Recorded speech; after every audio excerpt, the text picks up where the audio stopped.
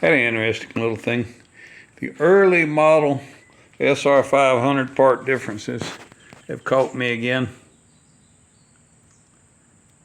78 through 80 US models have several parts on them that are different. And it causes a difficulty when you're buying aftermarket parts for customization. Here's an example right here, this headlight mounting plate. Give me just a second so I can take it apart and show you what the difference is. Now, according to the manufacturer of this plate, as you can see right here, this bolt pattern does not match. Now, according to the manufacturer of this bracket set, I have an aftermarket headlight backing plate, but that's not the case. I discovered it turns out that the 78 to 1980 US model SR500s have a different part number with a single bolt hole in a different location.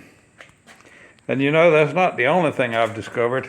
I've already modified a custom back fender so that it would fit, because these rear fender mounting brackets right here are in a different spot on the 78 to 80 US model than they are on the other SR 500s and 400s. I'm not going to return this bracket because there's not actually one made for this model. So I'm going to cut the mounting tabs off of this one and make my own. After all, I am custom building anyway. Now here we are a few minutes later after a little work with a rotor grinder,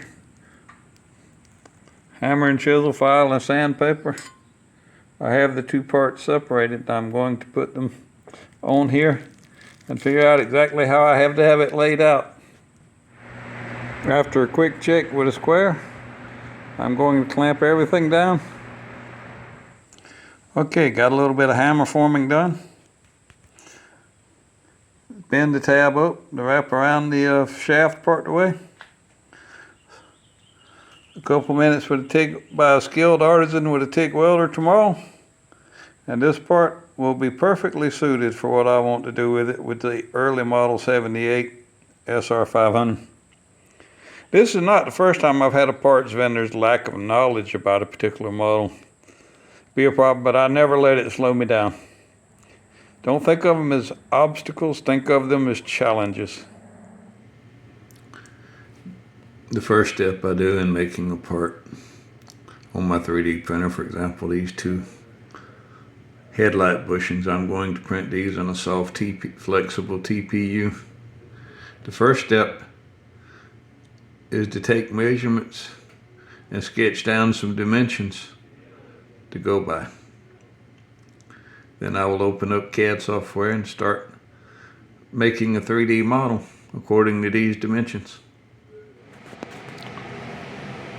Okay, here you can see the beginning of my 3D model for this particular bushing. I'm actually modifying these slightly to work with a custom headlight bracket that has a metal spacer that goes in between the headlight shell and the bracket. But it will work out just fine. I have all confidence in my ability to do this and make it work. It's a matter of taking careful measurements and doing careful modeling.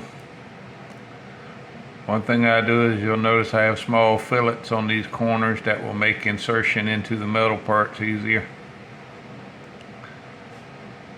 Normally these would have the flange on both sides, but where I am modifying this one to work with the metal spacer that came in the custom headlight bracket kit, the inside flange will actually be removable. I'll glue it into place after I get it all assembled. Of course, the next step after completing your CAD models, you have to save them as an STL file so that your 3D printer slicing software can recognize them.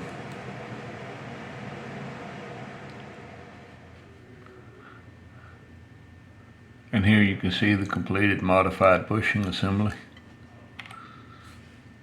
I have this extra top flange protruding through, which was not protruding on the original part. That is to help support the metal spacer that came with the aftermarket headlight bracket. Fairly simple little part to make. Here you can see I have the other bushing modeled. I did it as an exact replica of the stock bushing. It will fit right into place. Like I say, I'll use a flexible TPU with a very low infill percentage and concentric infill so that it will be more flexible, even though I'm using Overture TPU 95. I'll be printing these out on my Creality K1. It was kind of a pain in the butt getting this printer set up to start with, but since I've changed the extruder and everything and have everything set, it works very well. I do have these two objects set to print one at a time, so I've got them spaced out away from each other enough. The infill density is set to 15%, and it's set for a concentric infill for maximum flexibility. Just come down here and hit the slice button.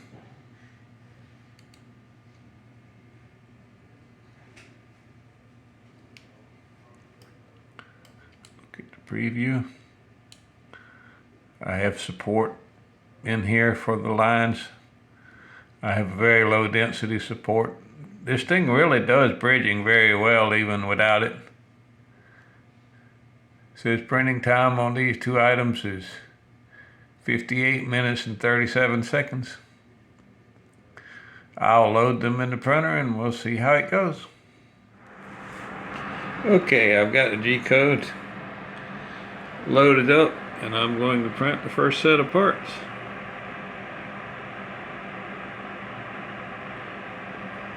Print calibration, it'll take a little bit. When I'm printing with TPU, I usually put hairspray on the bed, not for adhesion, because it normally sticks very well. But I put hairspray on the bed so that it doesn't stick too well and rip the coating off the bed when I'm trying to unlodge it. In this case, I use the adhesive to make it easier to get the part off the bed, not to make sure the part sticks to the bed. Here we have a picture of my new 3D printed grommets. I've installed one in the headlight housing. The other one is on the bench here, right next to the original part, which as you can see is badly deteriorated. It took a little bit of time and a few cents worth of filament. Now I will say this much. My 3D printed parts in TPU 95A are not as flexible as the original rubber. So they're a little bit more difficult to install, but they're still flexible enough to absorb shock. And TPU is an incredibly durable material, so I'm not worried about it deteriorating like you do with some 3D printer filaments. So anyhow, that's it. That is how I make grommets for motorcycles using 3D printing. It's funny how just such a small parts can occupy so much time. But it's the details that make custom building special. The small, piddly things, thousands of little unseen, barely noticeable items that you never see. For example, these bushings, everything in here, this looks like a factory set, but it's printed by myself. The headlight brackets are obviously custom, but you can't tell where they come from unless you know. Okay, everybody, here's my headlight bucket and assembly with the parts that I 3D printed and the brackets that I modified. I'm happy with my ability to fabricate things and to print things and design things in CAD and make them work. But there are some items that you really should purchase. Let's take suspension, for example. We all know that the best suspension in the world comes from Öhlins. And right now, our web partner, WeBike Japan, has Öhlins suspension on sale until August the 8th. So go check them out at japan.webike.net.